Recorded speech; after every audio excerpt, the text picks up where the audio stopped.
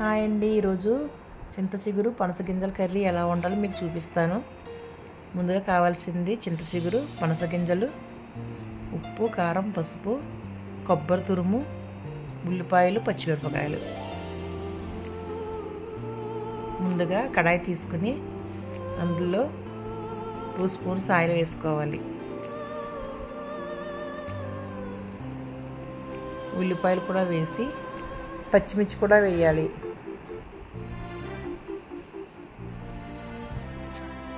అవి brown colour వచ్చినంత వరకు ఫ్రై చేసుకోవాలి. చూడండి, కలర్లో రావాలి. ఇప్పుడు పనస గింజలు కూడా వేసి మంచిగా ఫ్రై చేసుకోవాలి.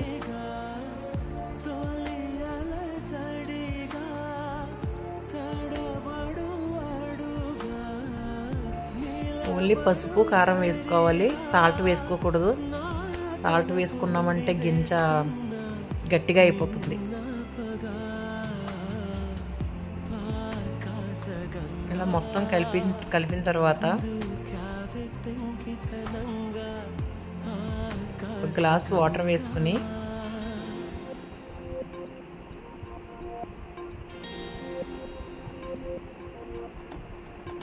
ఒక 10 నిమిషాలు ఉడికించుకోవాలి. ఇంకా చింత చికెన్ మీకు చూపిస్తున్న విధంగా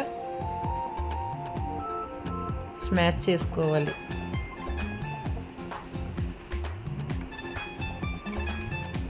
లేదంటే మిక్సీలోనే వేసుకోవచ్చు.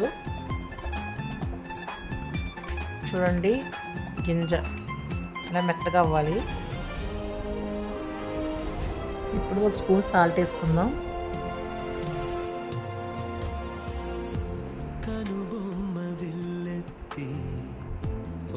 ఇప్పుడు చింతచిగురు కూడా వేసుకుని బాగా కలపాలి.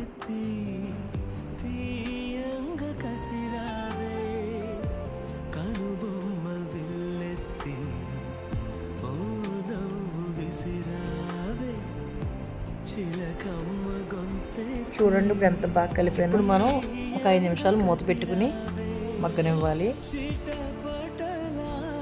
ఇప్పుడు కొబ్బరి కూర కూడా వేసి కలపాలి.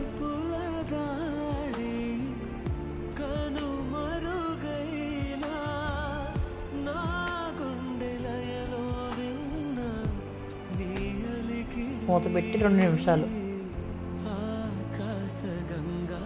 చూడండి, కర్రీ అయిపోయింది.